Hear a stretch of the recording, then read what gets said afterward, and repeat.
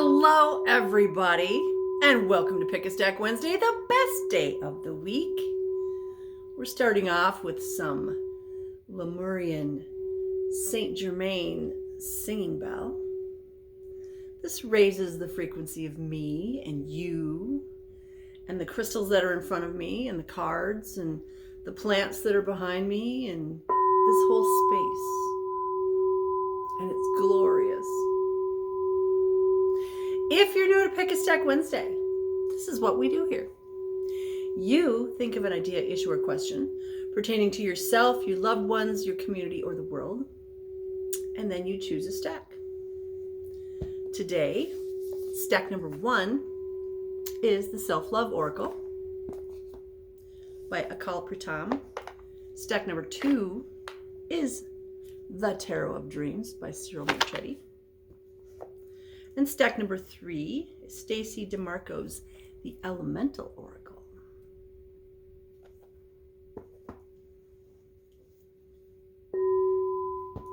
We are joined today by 2 opalite obelisks or towers, a fabulous dragon,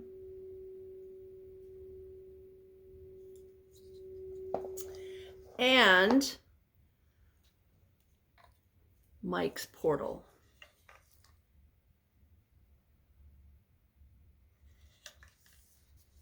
Handcrafted by our local veteran friend, Mike.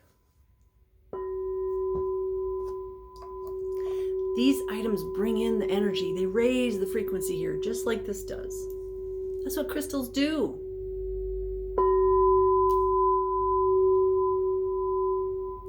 I will be teaching a class tonight on crystals and healing with crystals and crystal grids. It's going to be so much fun. We're going to be healing the world. We all need to be doing that. All right, let's get started. Dive right in. If you chose stack number 1, or if you're listening to this whole video or watching this whole video, we're going to start with stack number 1. This is the Self-Love Oracle. Self-Love Oracle. What do our stack number 1 people need to know today? What do they need to know? Yeah, give us one card. I've already meditated this morning.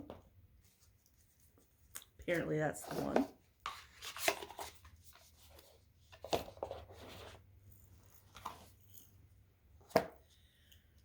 So this is card number 24. 2 plus 4 is 6.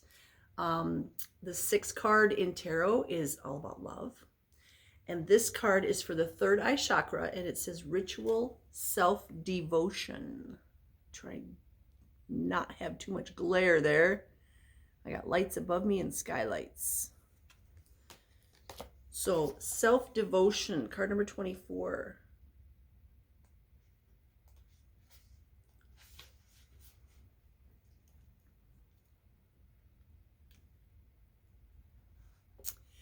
This card suggests that you have been asking more of yourself. You have wanted to rise above your fears and bad habits to serve others as your heart asks. You can indeed be a gift to everyone you meet. You can give hope, an image of grace, inspiration, and elevation. To do this requires self-devotional practices that ensure you know how to command your mind, so you don't pollute your projection with any negative thoughts or words. Remember, words are very powerful. When you care deeply enough about yourself to take full responsibility for living your life to the fullest, you are ready to commit to self-enrichment and gratitude for your true self practice. This commitment will create an inner trust and build resilience to disease and disharmony within your bodies. So basically what this is saying is that, we've been saying this for the last couple of years, we have to take care of ourselves. Our gift to humanity in this world, in this reality, is to make ourselves be the highest version of ourselves that we can be. Because then others will go, oh, I want to do that. Excuse me. And then they'll work on themselves. And you can share your stories with others. There's a beautiful Native American woman that has come in here several times. And she has been through hell and back. And I gave her a hug and I said, you have to tell your story. You have to get it out. You have to share this with the world because the world needs to hear this. And the fact that you're still here, you're resilient like that flower growing in the crack of the sidewalk, shows your strength. It shows how you're not going to give up.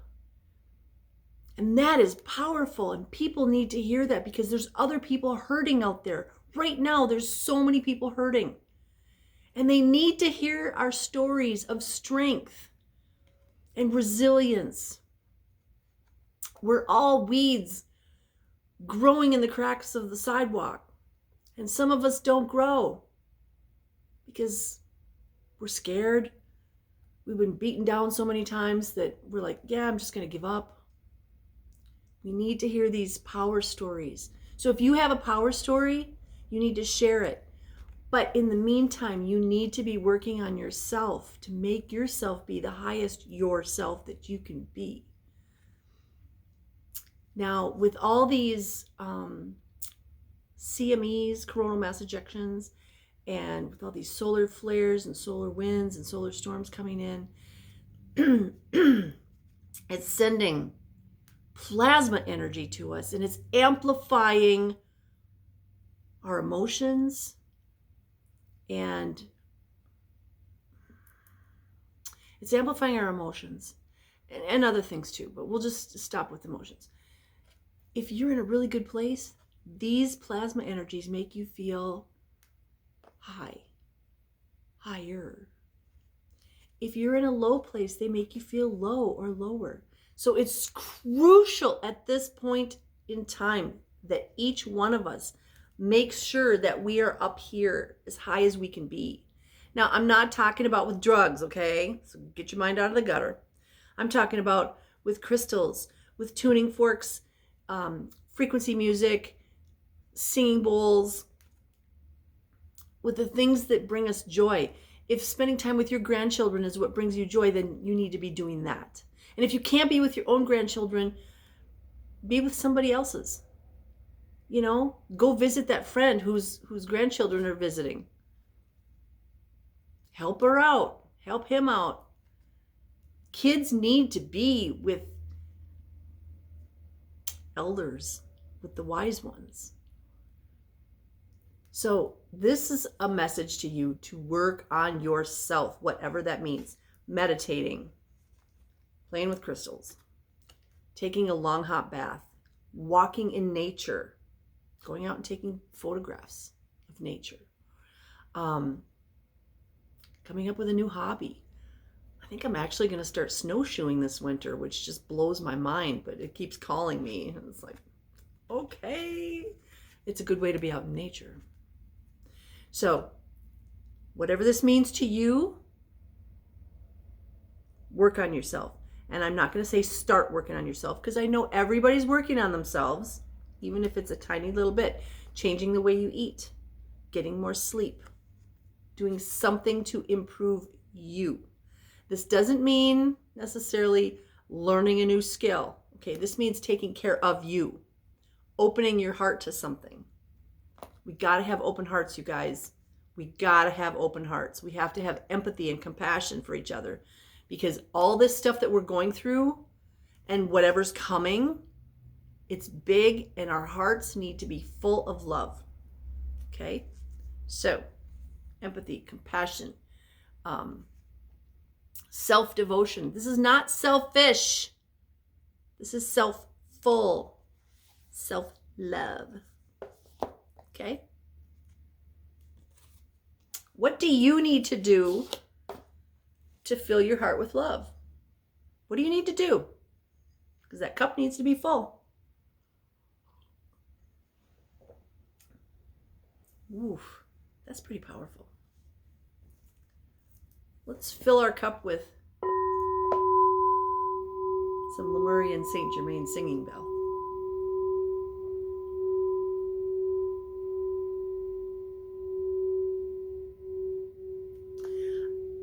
I don't know if you can tell if you're watching. It's white behind me. Yeah, we got snow yesterday. Monday night and yesterday. So I got to go out and shovel that. I like shoveling when it's not, 8 inches or a foot. When it's like this, it's a really good time to just soak up nature. Even though we're on Main Street, I don't like soaking in the exhaust fumes, but if you ever drive by and I'm out shoveling, just know that I am in my head. I'm in a Zen state. I'm probably not going to see you unless you honk your horn. I meditate while I shovel and when I mow the lawn. That would be the one. Okay. Stack number 2 is a card from the Tarot of Dreams. So this is a tarot card. And we get a major arcana, card number 17. 1 plus 7 is an 8. 8 is all about humanity. It's abundance and prosperity. And we get the major arcana card of the Star. The Star, just imagine the stars are out there. We don't know exactly what they are, do we? We think we do. We think they're just big balls of gas and dust and all that, but that's what we've been told. But what are they really? Did you ever see the movie Stardust? Because when the star comes crashing down to the earth, she becomes a woman. So what is a star? Is it somebody that's watching over us? Do we become stars? Is that why there's so many out there? I don't know. Are they little holes poked in the container so we can breathe? I don't know. But this star card is all about abundance and prosperity. So in this deck, she's got the 2 vessels and she's pouring their beautiful rainbow contents into a star. In other decks, she's pouring the contents, one on the land and one in the water. So you get an abundance of earth and water, which is physical things and non-physical things. Same thing with here. It's a physical star, whatever that means. And then it's like the spiritual aspect of the star. So this is like abundance and prosperity coming in 3D and 5D. And it's interesting because as she was pouring whatever's in the vessels, it becomes rainbows. I've never really looked at this card, so this is awesome. She's also naked to the world. So what does that say? Abundance and prosperity can come from the divine. But what's coming to me right now is my guides are focusing on the naked part right now. The fact that she is bearing herself not just to the world, but to the universe, to the solar system. We as 3D beings, we surround ourselves with stuff. We have clothes and jewelry, houses, cars, motorcycles, dogs, stuff. We surround ourselves with stuff. We use these things to hide aspects of ourselves. We do. I mean, this isn't a nudist colony. We're not walking around naked. We're hiding whatever is going on with this physical body. You can't hide it at a nudist colony, which I've never been to, but I have friends that have. And they've told me about it. This is what's coming to me. Who are you really? Who are you really? The nakedness of this. Who are you really? Do you show that version of yourself to anybody? I'll be honest, I don't. I don't show who I truly am, my essence, to anybody. I might show one aspect of myself, but I'm also holding stuff back. So this card and my guides are saying, who are you really? And are you pouring abundance onto the world, onto the stars? Are you pouring abundance just out from you?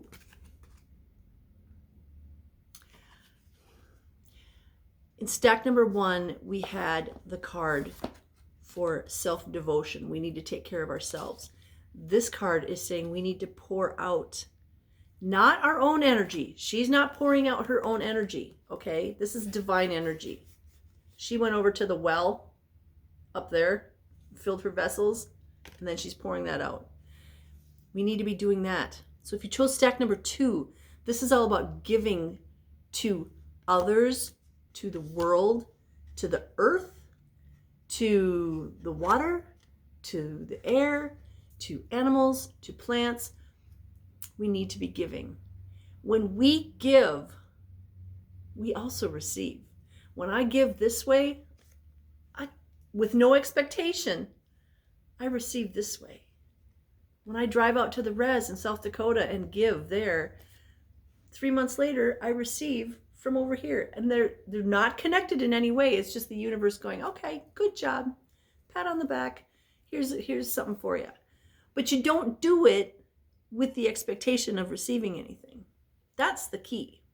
You do it because it feels right. It feels good in your heart to help others. And that's what this is saying to me today. What my guides are saying is, who are you really, and what are you offering to the world?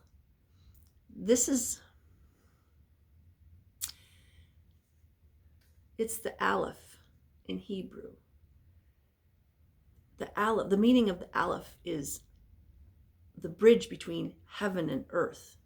This is the bridge between heaven and earth. You bring heaven to earth. I bring heaven to earth.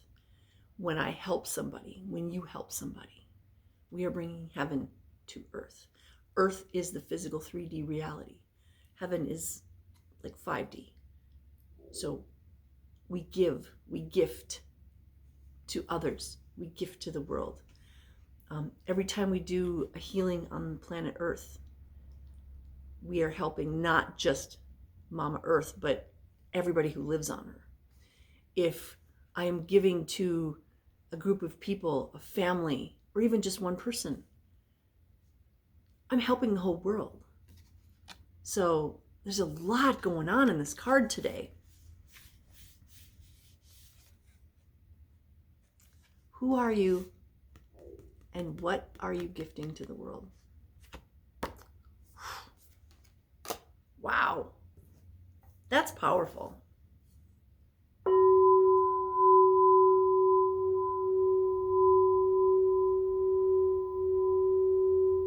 There's no dog barking today. It is so quiet over here. It's wonderful.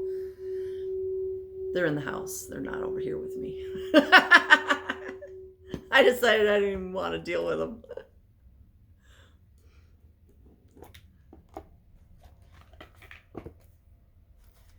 Whenever the sun sends a lot of coronal mass ejections or solar winds, solar storms, etc., the animals feel it too. I know you feel it. I feel it. You might be dizzy. You might be tired. You might not be able to sleep. You might want to eat, or not eat at all. Well, the dogs and pets are the same way. And Miss Althea gets very barky during times like this. She can't help it.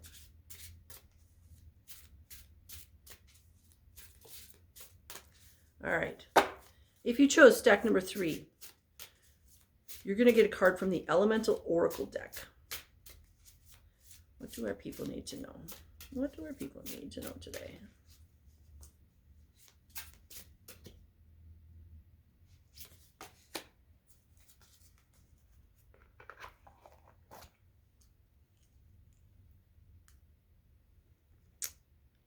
Card number 23. Now we had card number 24 earlier, and now we have 23. Interesting. So this is a 5. And this is the card of Cleansing Storms. Here we go. Cleansing Storms. That looks really cool. There's a woman on the grass, but she's in someone's hand with lightning.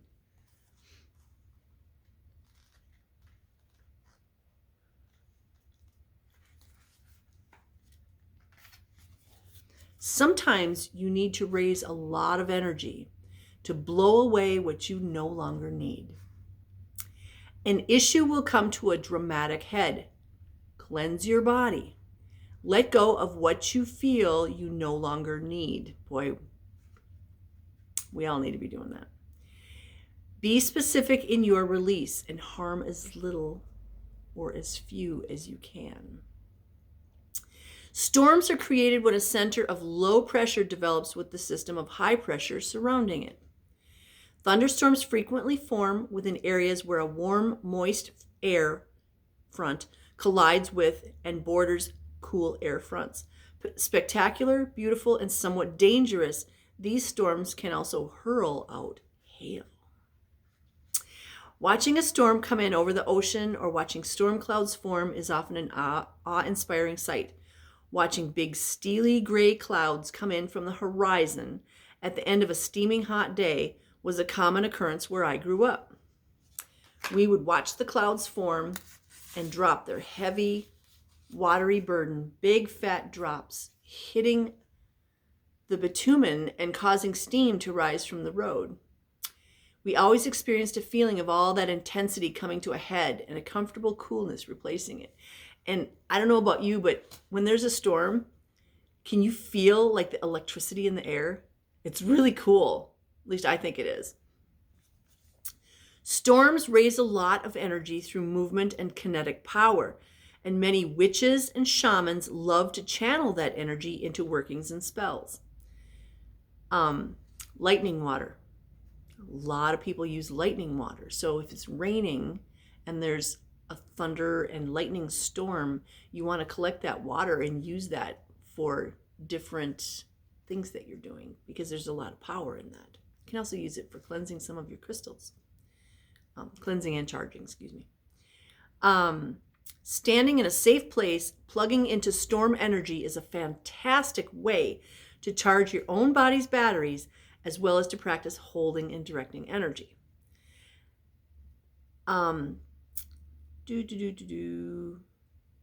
Controlling, okay, they're talking about climate change. Storms will become more severe in some places and non-existent in others. Well, we've already got so many storms on the planet, it's ridiculous. I don't believe it has anything to do with the climate change. I believe it has more to do with the energies that are within the earth and surrounding the earth. It has to do with where we are in the solar system. It has to do with all the plasma energy coming from the sun. So right now, there's so much going on because we're in the midst of all these big CMEs. I watch the solar energies pretty much daily because I find it extremely fascinating. And what's even more fascinating is watching people and animals on the planet and what happens as a result of these tumultuous energies coming in. Like I said before, these plasma energies amplify where we're at.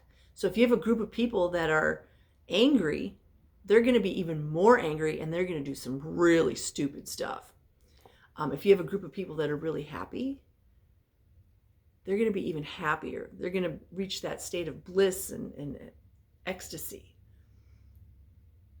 So this is why I'm trying to convince people to raise your frequency, because I'd much rather be in a state of ecstasy than a state of anger. I don't know about you. So this is talking about storms. It's interesting because we've been hearing there's a storm coming for quite a while, depending on who you're listening to. You may not have heard that. There is a storm coming. We're in the middle of a storm. It has to do with, like I said, where the planet is in the solar system. It has to do with our geopolitical state. It has to do with so many things. All these things that are crumbling down because they have to, that's part of the storm. So this is about energizing yourself in that storm. Can you find the spot wherever you are, and that means physically and metaphysically, where you can charge yourself from all this, I'm going to say chaotic energy. It appears chaotic, but if you step back and you be objective, you're going to realize it's not chaotic, that there is a pattern to it. So charge yourself. It goes right along with step number 1 and doing the self-care.